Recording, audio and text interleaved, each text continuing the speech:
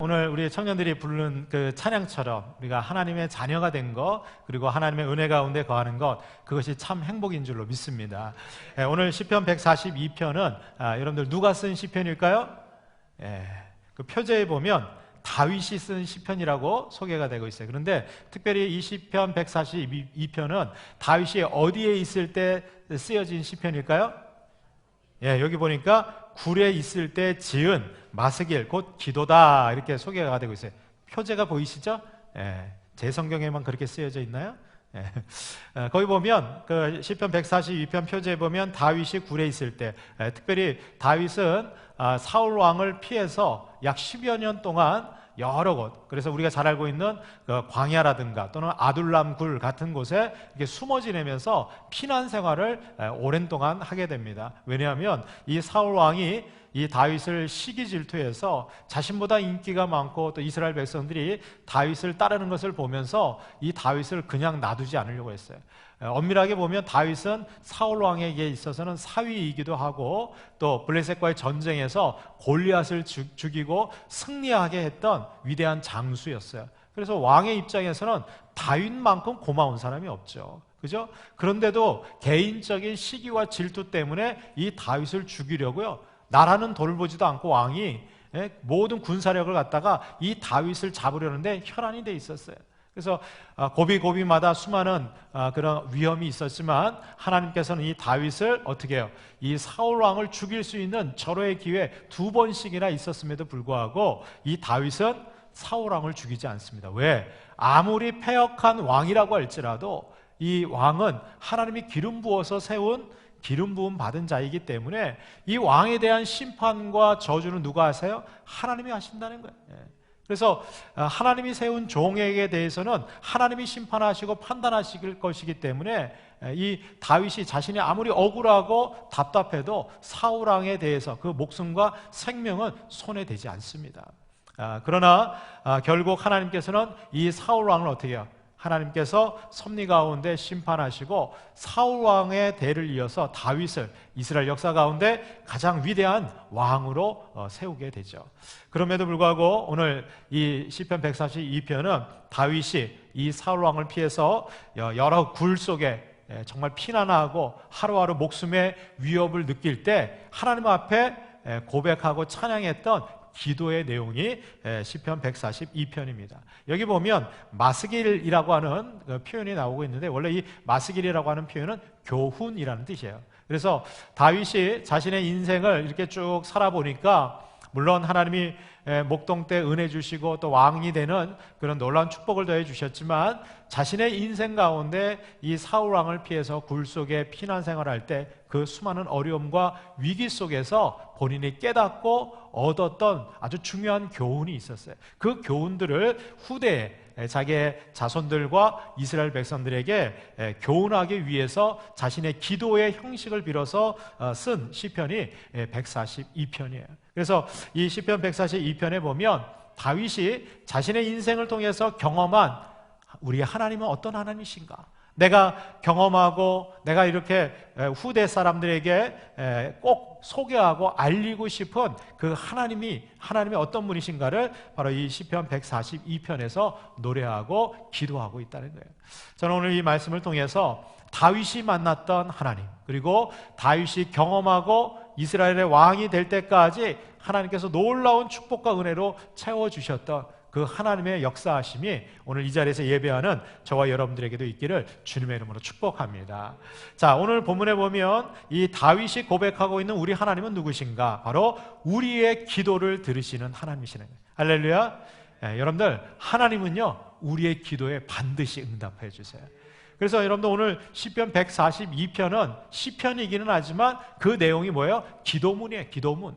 다윗이 기도하고 있는 거예요. 그런데 다윗이 굴 속에 정말 생명의 위태로움을 갖고 있는 위기 상황에서 다윗은 뭐 어떻게 하면 내가 이 어려움을 벗어날까 노심초사하고 근심 걱정하고 이게 아니었어요. 비록 그 굴 속에 있었지만, 피난자의 생활을 하고 있었지만 다윗은 뭐 하고 있어요? 하나님 앞에 기도하고 있는 거예요. 왜? 그 굴 속에서 기도하는 자신의 기도를 하나님이 들으신다라고 하는 믿음과 확신이 있었다는 거예요. 여러분들 1절 말씀을 우리 같이 한번 읽어보겠습니다. 시작. 내가 소리내어 여호와께 부르짖으며 소리내어 여호와께 간구하는도다. 지금 다윗은요, 굴 속에 피해 있으면서 거기서 하나님 앞에 어떻게 해요? 소리를 내서 부르짖어가면서 통성으로 하나님 앞에 기도하고 간구하는 거예요. 왜 이렇게 기도했어요? 2절에 보니까 내가 내 원통함을 그의 앞에 토로하여 내 우화를 그의 앞에 진술하는도다. 왜? 세상 사람들은 아무도 내 말에 귀 기울여지지 않고 내가 처해 있는 이 억울하고 답답한 환경에 대해서 누구 하나 그것 때문에 걱정하고 근심하지 않아요. 여러분들 다윗은 얼마나 외로운지 몰라요. 도망자의 신세로 다니면서 가족들도 못 만나고, 그리고 정말 하루하루가 절망스러운 그런 상황 속에서 의지할 곳이 아무것도 없는 거예요. 그런데 그 굴 속에서 아무도 없는 그곳에서 다윗은 누구에게 기도해요? 하나님 앞에 부르짖어 기도하는 거예요. 여러분들 때로는 우리 가족들이라고 또 이웃이나 형제들 가운데서도 아무도 나를 이해하지 못할 때, 그래서 정말 답답하고 내 속에 있는 마음 누구에게 토로할 수 없을 때, 여러분 우리의 기도를 들으시는 분이 계시니 그분이 바로 우리 하나님이신 줄로 믿습니다. 여러분 그 하나님께서 이 다윗의 기도를 들으시는 거예요. 여러분들 오해하지 마세요. 여러분들 기도는요 최후의 수단이 아니에요. 많은 분들이 이것저것 해보고 나중에 아무것도 할 게 없으면 마지막에 기도나 해볼까? 그리고 기도를 갖다가 최후의 수단을 써요. 근데 여러분들 이거는 참 그래도 막판에 가서 기도라도 하는 게 얼마나 대단해요. 끝까지 기도도 안 하는 인간들이 있어요. 그분들은 사람이에요, 사람. 왜 그럽니까? 하나님이 기도를 들으신다라고 하는, 응답하신다라고 하는 믿음이 없고 확신이 없으니까 기도 안 하는 거예요. 여러분들 삶에 문제가 있으면 누구나 기도할 것 같죠? 아니요. 믿음이 없는 사람은 기도 안 해요. 정말 믿음의 사람들은요, 이 기도가 최후의 방법이 아니라 최선의 방책이에요. 여러분들 기도는 다른 일을 어떤 것을 선택하고 다른 방법을 강구하기에 앞서서 제일 먼저 해야 될 가장 좋은 방법이라는 거예요. 다윗은요 지금 굴 속에 갇혀 있으면서도 내가 어떻게 하면 이 사울왕의 이 위협 속에서 벗어날 수 있을까? 내가 군사력을 키워야 될까? 내 사람들을 빨리 조직해서 만들어야 될까? 아니면 내가 우리 가족들이나 누구에게 도움을 청해야 될까? 그렇게 생각하지 않았어요. 다윗은 모든 일에 앞서서 기도가 제일 우선순위였어요. 그래서 그 굴 속에 있었을 때도 하나님 앞에 소리를 내서 부르짖으면서 기도하는 거예요. 내 원통함. 하나님, 내가 왜 이렇게 사울왕을 피해서 죽을 고비를 넘기면서 내가 무슨 잘못을 했기에, 내가 무슨 나쁜 짓을 했기에. 여러분들 다윗이 한 일이 뭐예요? 그 블레셋과 전쟁에서 이스라엘 백성들이 다 겁먹고 두려워서 떨고 있을 때 사울왕조차도 그 골리앗 앞에 나가지 못하고 말이죠, 두려움에 떨고 있을 때, 여러분들 그 골리앗이 하나님을 모욕하고 이스라엘 백성들을 갖다 막 무시할 때, 여러분들 이 다윗은 견딜 수가 없는 거예요. 왜? 자기가 그 골리앗하고 싸울 수 있는 능력이 있어서가 아니에요. 자기가 믿고 소망하고 그리고 자기의 인생을 돌봐주셨던 그 하나님, 여호와 하나님의 이름을 저 이방인 골리앗이 조롱하는 거예요. 비난하는 거예요. 여러분들 세상 사람들이 교회를 조롱하고 세상 사람들이 하나님에 대해서 대적할 때 우리 믿는 그리스도인들 침묵하면 안 돼요. 여러분 하나님께서 저와 여러분들을 구원해 주시기 위해서 독생자 예수 그리스도의 생명의 값을 지불해 주셨는데, 여러분들 그 하나님이 세상 사람들에 의해서 욕먹고 말이죠, 무시당하고 말이죠, 그걸 보면서도 여러분 숨어만 있겠어요? 아니에요. 다윗은 견딜 수가 없는 거예요. 그래서 어떻게 해요? 내가 이 골리앗 나가서 그냥 두지 않겠다는 거예요. 이 골리앗이 말이죠, 이게 보니까 조그만 소년, 10대 소년이 말이죠, 막대기 하나 들고 말이죠, 물맷돌 차고 이렇게 딱 나오니까, 야, 너 나를 개로 아느냐? 근데 실제로 이 다윗은요 골리앗을 개보다도 못한 존재로 봤어요. 너는 칼과 단창으로 나오지만 나는 만군의 여호와 하나님의 이름으로 나가노라. 여러분들 하나님께서는요 이 다윗이 기도하는 사람이라는 건 너무 잘 아셨어요. 여러분들 다윗이 그 전쟁터에 나가면서 다른 거 의지한 게 아니에요. 만군의 여호와 하나님의 이름을 의지하고 나간 거예요. 여러분 그때 승리가 있는 거예요. 여러분 다윗이 골리앗과 싸워서 승리하고 이스라엘 백성들이 블레셋에서 대승을 거뒀어요. 여러분들 사울 왕의 입장에서는 얼마나 고맙고 감사해요, 그렇죠? 다 이스라엘 백성들이 두려워 떨고 있을 때 저 10대 소년이 나가가지고 말이죠, 그 3m 가까이 되는 2m 70대는 그 골리앗을 쓰러뜨려서 죽이고 블레셋과의 전쟁에서 대승을 했으니, 그래서 금이 환영해서 돌아오는데 백성들이 말이죠, 사울 왕을 막 칭찬하는 거예요. 우리 사울 왕 천천이다, 천천. 사울 왕이 한번 나가면 1000명의 대적들이 다 무너진다는 거예요. 근데 그거까지만 했으면 좋은데 그 다음이 문제. 다윗이 그 다음에 딱 쫓아오니까, 야, 다윗은 만만이다, 만만. 그랬더니 사울 왕이, 여러분 생각해 보세요. 사울 왕이 한 게 뭐 있어요? 나가서 골리앗하고 싸우지도 않고, 그 뒤에서 후방에서 몰래 숨어만 있고 말이죠. 다윗이 오겠다니까 자기 갑옷이나 내주고. 그랬던 이 사울 왕이 대승을 했으면, 그래서 백성들이 천천히라고 막 띄워주면 감사할 줄 알아야지, 고마워할 줄 알아야지. 근데 다윗을 만만이라는 거, 그것 때문에 시기 줄 때가 막 싹 트는 거예요. 가만히 견딜 수가 없는 거예요. 그런데 다윗 입장에서는 내가 나쁘친다 한 것도 아니고 하나님의 이름으로 나가서 골리앗을 쳐부수고 승리한 것뿐이고 왕에게, 사울 왕에게 충성한 것뿐인데 왜 내가 사울 왕에게 이렇게 쫓겨다니는 신세가 되었는가? 그 원통함을 여러분들 다른 사람들에게 하소연하는 것이 아니라 하나님 앞에 다 토로해서 내왔다. 왜? 우리 하나님은 우리의 원통한 기도를 들어주시는 하나님. 오늘도 그 우리의 기도에, 간절한 기도에 주님께서는 들어주시고 그 기도에 응답하시고 위로와 소망을 더해 주시는 줄로 믿습니다. 여러분들 정말 이 다윗이 고백했던 것처럼 저와 여러분들의 삶에 아무도 나를 들어주지 않고 나 홀로 외로이 굴 속에서 하루하루 정말 절망스러운 상태에 있을 때일지라도 여러분 우리의 기도를 들으시는 그 하나님 앞에 기도하는 저와 여러분들 되기를 주님의 이름으로 축복합니다. 두 번째로 오늘 본문에 보면 이 다윗이 고백하고 있는 우리 하나님은 모든 상황을 아주 정확하게 아시는 하나님이라는 거예요. 여러분들 3절 말씀해 보니까 내 영이 내 속에서 상할 때에도 주께서는 내 길을 아셨나이다. 여러분들 지금 다윗은 사울 왕을 피해서 어디로 도망가야 될지, 어디에 어떻게 살아야 될지, 그리고 자기 집에도 못 가고 그래서 굴 속에 숨어 있는 거예요. 그 속에서 내 속이 얼마나 상하냐, 마음도 상하고 상심이 너무 큰 거예요. 더군다나 내가 갈 길도 아무도 모를 때 주께서는 어떻게 해요? 내 길을 아셨다는 거예요. 그래서 내가 가는 그 길에 그들이 나를 잡으려고 올무를 숨겨놨다는 것까지도 다 알게 하시는 거예요. 그러니까 여러분들 생각해 보세요. 다윗이 이 굴 속에 숨어 있고 막 피난 다니고 할 때 여러분 어디로 가야지 내가 생명을 구할 수 있을까? 다윗은 하나님만 의지하는 거예요. 왜? 내 인생의 모든 여정길은 하나님이 알고 계시기 때문에. 근데 여러분 여기 다윗의 고백을 보면 하나님은 무엇까지 아느냐? 여러분들 내 마음의 상태까지 다 아세요. 내가 생각하고 있는 내 생각까지도 다 알고 계세요. 심지어 하나님께서 내 영혼이, 내 영적 상태가 어떠한 상태인지도 하나님은 너무나 정확하게 알고 있어요. 여러분 우리가 내가 뭐 세상 사람들은 잘 몰라도 나 자신은 너무 잘 알지.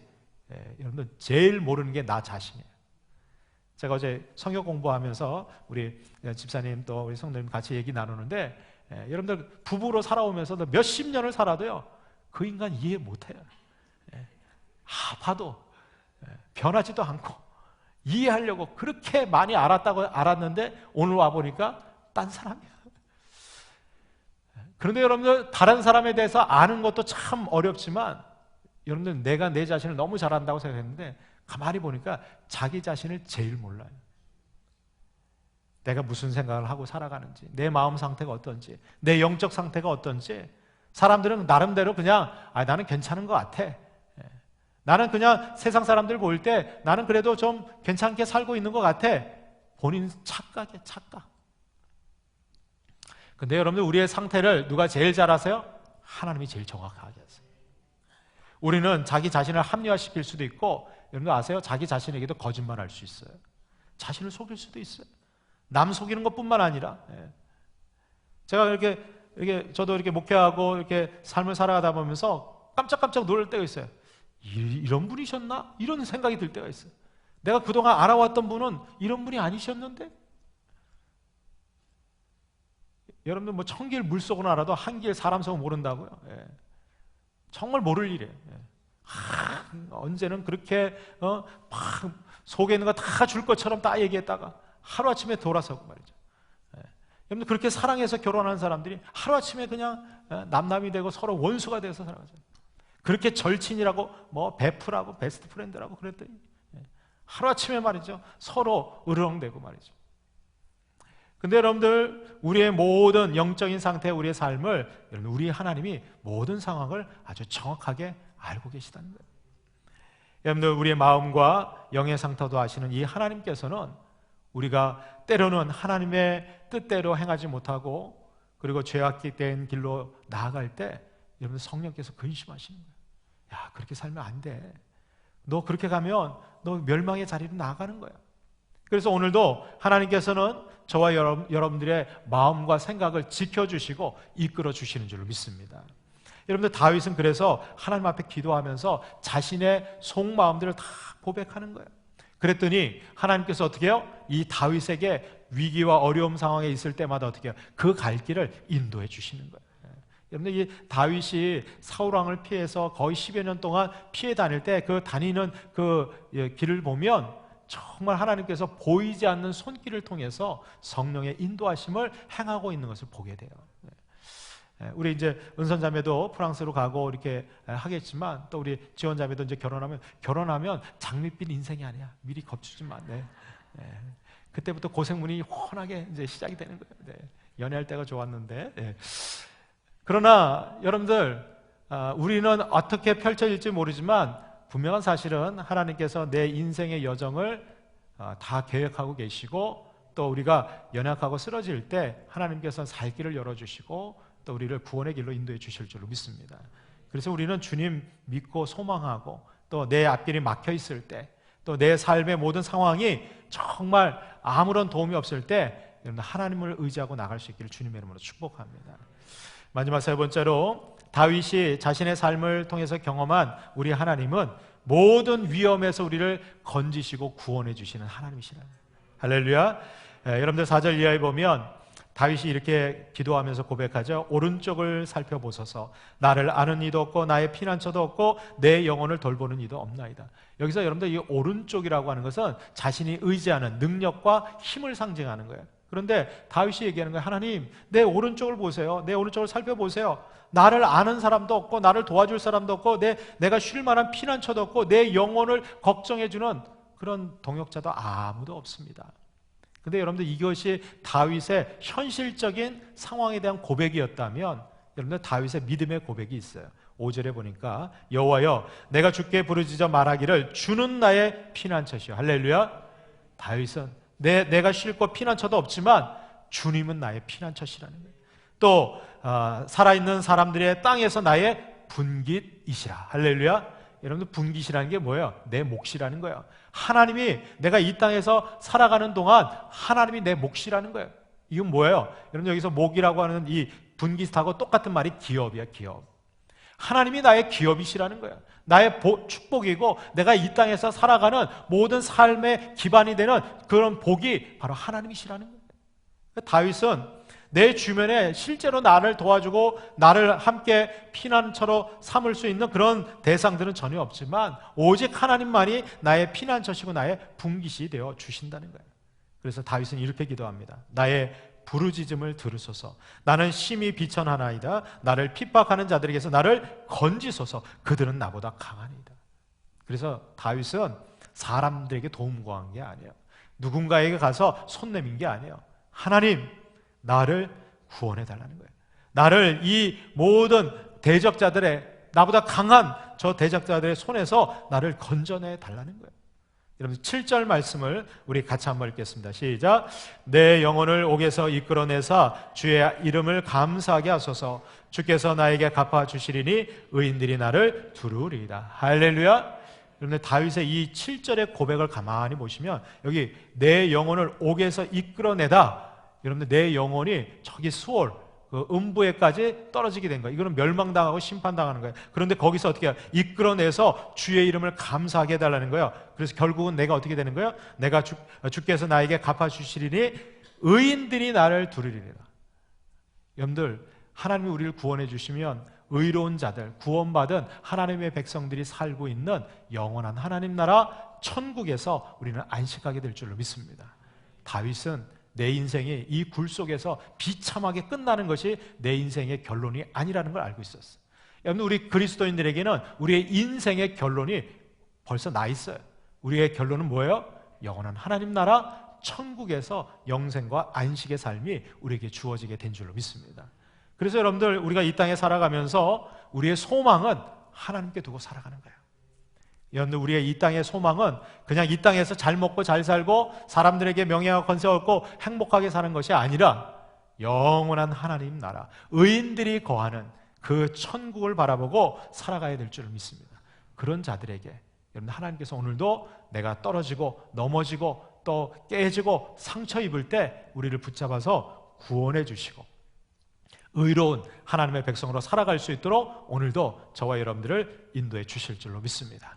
그러한 우리 하나님의 놀라운 축복과 은혜가 우리 모두에게 함께하기를 주님의 이름으로 축원합니다.